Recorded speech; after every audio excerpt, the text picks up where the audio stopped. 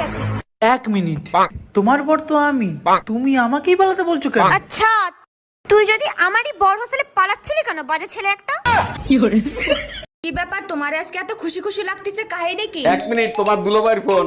হ্যাঁ সাগরদা বলেন, পার্টি দেবেন কখন? অরুণদা, যদি শালি হয় তাহলে পার্টি আমি দেবো। আচ্ছা ঠিক আছে, শালা হলে আমি পার্টি দেব। কার শালা শালি হবে? কি উল্টো পাল্টা বলতিছো? তোমার মা, আমার শাশুড়ি প্রেগনেন্ট।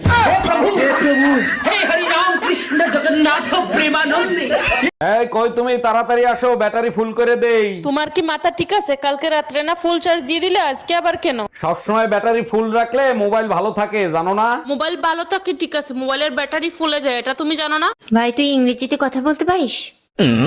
না পারি না। তা পারবি কি করে, তুই তো মূর্খ। ভাই তুই সাঁতার জানিস? না জানি না। কুত্তারাও সাঁতার জানে, তুই জানিস না? তুই সাঁতার জানিস? জানি জানি।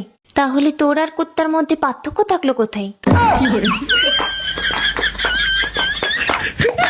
আগে আমি গরিব ছিলাম, আমার পকেটে 5 টাকা থাকতো না। আর এখন আমি বড় লোক, আমার পকেটে প্রতিদিন 5 লাখ টাকা নিয়ে আমি ঘুরি। রে বন্ধু, তোর কাছে 5 লাখ টাকা আছে? হ্যাঁ। তাহলে আমার 1000 টাকা দে, তোর তেজ আমি পাই। আরে আমি তো এটা শুধু ভিডিও বানাইতে। দেখো, তোমাকে ছাড়া আমি বাঁচবো না, তোমাকে আমি বিয়ে করতে চাই। তুমি হিন্দু, আমি মুসলমান, আমাদের সম্পর্ক কেউ মেনে নিবে না। আচ্ছা যাও, তোমার জন্য আমি আজ থেকে ইসলাম কবুল করলাম। আর একটা কাজ করতে হবে, মুসলমানই দিতে হবে।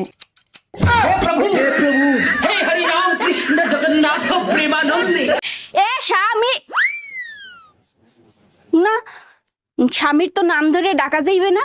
দাদা শ্বশুরে বলছে স্বামীর নাম ধরে ডাকলে হেলে বলে অমঙ্গল হয়। তাইলে কি কইয়া ডাকবো, কি কইয়া ডাকবো, কি পাইছি? এ কুত্তা খাইয়ে যা। এই আপনার লজ্জা করে না? আপনি মহিলাদের টয়লেটে ঢুকছেন। এতে লজ্জা পাওয়ার কি আছে? আপনিও যে কাজ করতে ঢুকছেন, আমিও তো সেই কাজ করতে ঢুকছি, তাই না? দেখেন, এটা মহিলাদের টয়লেট, এটা শুধুমাত্র মহিলারাই ব্যবহার করবে। আমারটা কি মশলা কোটার জন্য তৈরি হয়েছে? ওটাও তো মহিলাদের জন্য তৈরি হয়েছে, তাই না? চলে আয় চুপটি করে। না, মা আমাকে মারবে। ভাবি, আপনি তো ড্রাইভিং পরীক্ষা দিতে যাবেন, একটা প্রশ্ন করব, উত্তর দিতে পারবেন? আরে অরুণ ভাই, আপনি যে কোনো প্রশ্ন করেন, সব প্রশ্নের উত্তর আমি দিতে পারবো। আচ্ছা বলেন তো, রাস্তার উপর কবরের মতো যেটা দেয়া থাকে, ওইটা কেন দেয়া হয়? ওইটা দেখলে বুঝতে হবে গাড়ি স্লো করতে হবে, কারণ রাস্তা প্রেগনেন্ট হয়ে গেছে।